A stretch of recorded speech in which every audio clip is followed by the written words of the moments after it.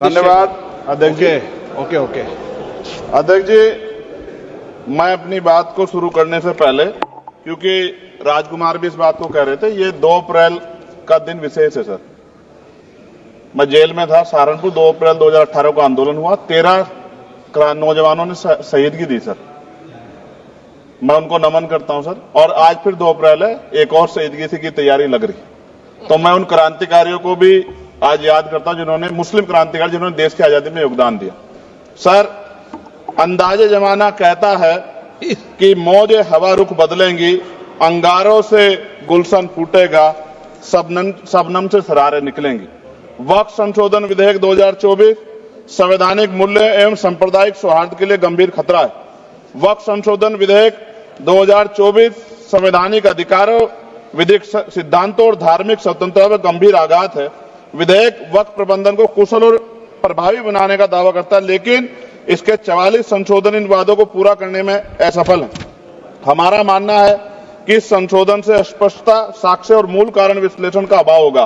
पूर्व संशोधनों का मूल्यांकन नहीं होगा, हितधारकों से परामर्श की पारदर्शिता नहीं होगी, मौलिक अधिकार का उल्लंघन होगा। Article 13, article 14, article 25, article 26, article 50, article 300 सर्वोच्च न्यायालय के निर्णय, स्थापित कानून और इस्लामी सिद्धांत और संविधान की भावना का उल्लंघन होगा।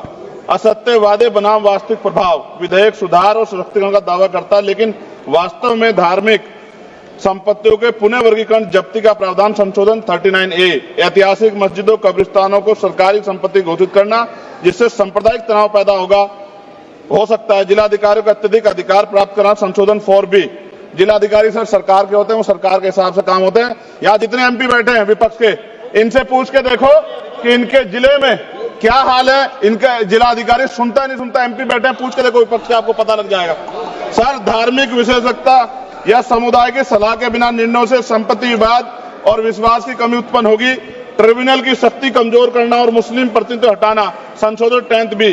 धार्मिक कानून की त्रुटिपूर्ण व्याख्या और पक्षपाती निर्णय, दानकर्ता इच्छा की उपेक्षा व धार्मिक स्वतंत्रता का हनन, संशोधन 5A। दानकर्ता द्वारा समर्थन वापस, जिससे सामुदायिक संस्था कमजोर हुई। गैर मुस्लिमों द्वारा स्थापित वक्फ सुरक्षा समाप्त करना, संशोधन 104 की समाप्ति। अंतर धार्मिक सौहार्द प्रभावित होगा सर। सदियों पुरानी धार्मिक संपत्तियों पर सीमा अधिनियम लागू करना, संशोधन 27B। कब्जा की गई संपत्तियों की स्थायी हानि, धार्मिक विषयों को दरकिनार कर वक्फ निर्धारण करना, संशोधन 6C। धार्मिक ज्ञान के अभाव में संपत्तियों गलत वर्गीकरण, पंजीकृत वक्फ घोषणाओं को अपराध घोषित करना, संशोधन 312। भय के माहौल में धार्मिक दान में गिरावट, मनमाने सर्वेक्षण को और वर्गीकरण की अनुमति देना, संशोधन 8A। धन्यवाद वकील साहब। सर, अभी पूरा दो जाने दो। सारी धाराएं पढ़ दोगे आप तो? सर, 2 मिनट में खत्म करूंगा और ये इंपॉर्टेंट है सर, मौका दीजिए सर। बिना जवाबदेही के बड़े पैमाने पर वक्फ संपत्तियों का पुनः वर्गीकरण, प्रशासनिक भ्रम और प्रभावशीलता को नुकसान पहुंचाना, संशोधन 12D। कानूनी विवादों और कुप्रबंधन को वक्फ बोर्डों की विश्वसनीयता का नुकसान, स्पष्ट आधारों पर राज्य द्वारा वक्फ बोर्ड को भंग करने का अधिकार, संशोधन 3C। राज्य के व्यापक विरोध प्रदर्शन, धार्मिक लक्ष्य का लक्ष्य, सार्वजनिक हित के नाम पर वक्फ प्रशासन पर पूर्ण नियंत्रण, संशोधन 37C2। व्यापक स्तर पर अशांति विरोध प्रदर्शन, कानून व्यवस्था गंभीर स्थिति।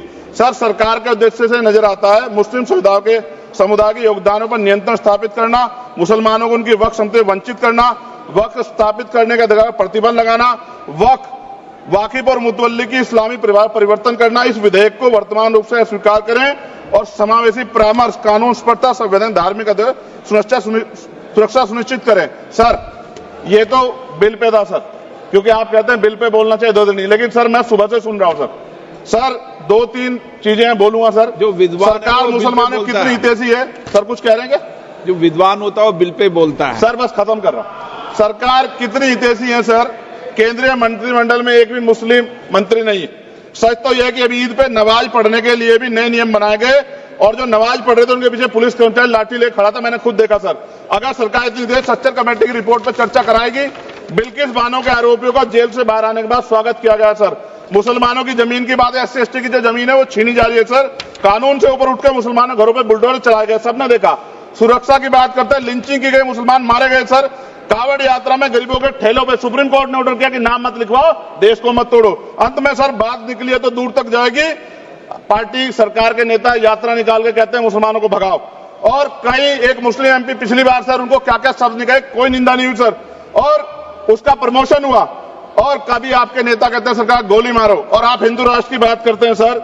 मेरा यह कहना है सर, मैं इसका पुरजोर विरोध करता हूं और अपनी एक शायरी के साथ खत्म करूंगा। तो बहुत सुनी मैंने आज दोनों तरफ, जब तक ना बदले जालिम हुकूमत का मिजाज, एहतजाज एहतजाज एहतजाज, और ये तब तक रहेगा जब तक सर अपनी सरकार सोच नहीं होती। धन्यवाद सर।